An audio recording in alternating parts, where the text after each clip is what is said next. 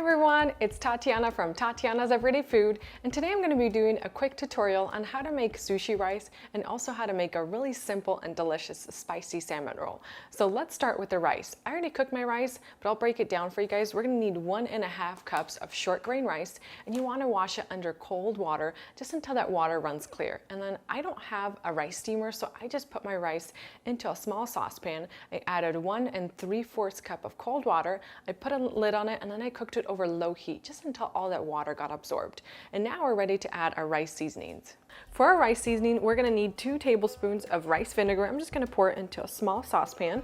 We're going to need a tablespoon of white granulated sugar. We're going to need just a teaspoon of sea salt. I'm just going to give this a quick whisk. I'm going to take it over to the stove top, and I'm going to cook it over a low heat just until that sugar and salt is dissolved into the rice vinegar. I've transferred my rice into a large bowl, and now we can start adding our seasoning. So I'm working with a wooden spoon. You just want to gently pour the rice seasoning over the top into the rice. And then we don't want to stir it in there, so you don't want to clump the rice together. You just want to work with your spoon and just kind of separate and work in that seasoning into the rice. This way your rice will remain nice and fluffy. Now I'm just going to cover my bowl with some cling wrap, and I'm going to let it stand for about half an hour just so the seasoning can get absorbed into the rice.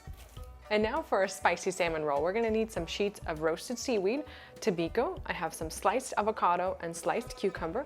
Also have some diced chives, and I also have spicy mayo. And for my spicy mayo, I simply combine regular mayonnaise with some sriracha sauce. And now for some optional side sauces and toppings. We have some wasabi, tamari sauce, which I prefer over soy sauce, but you can use either one, sriracha sauce, and unagi sauce.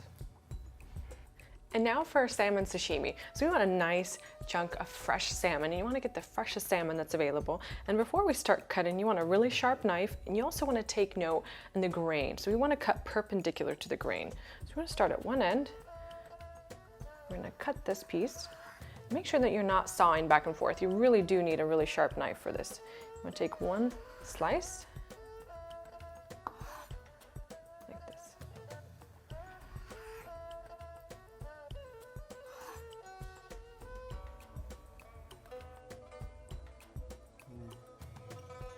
For making our sushi roll, we're going to need a bamboo mat, and I wrap mine in cling wrap because it makes the cleanup process super easy.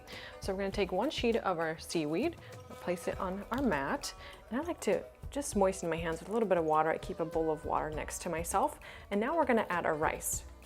Take a nice scoop of rice. You want to very, very gently spread it across the seaweed. You don't want to press it down. You want to make sure that it stays really nice and fluffy.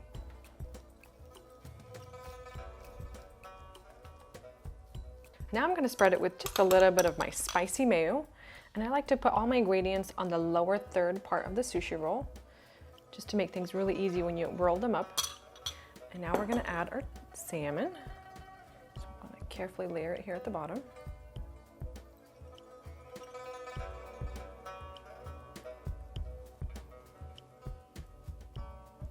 I'm going to add a little bit of my sliced cucumber. And my avocado.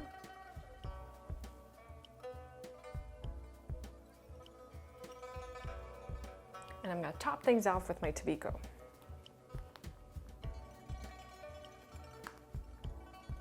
Now we want to very carefully roll our sushi roll. So you're going to use the bamboo mat to help you out, and you want to carefully make sure that all the ingredients stay inside. Just gently roll the mat around the sushi roll.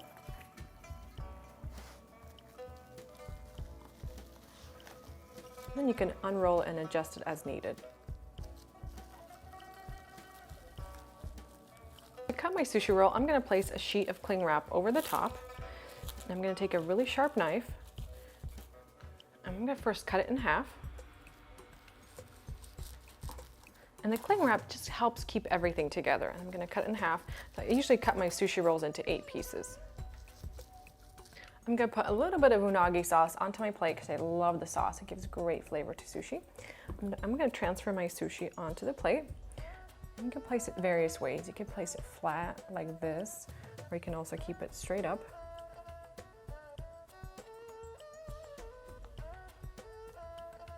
You can also top your sushi rolls with your remaining salmon sashimi. Just carefully layer it over the top.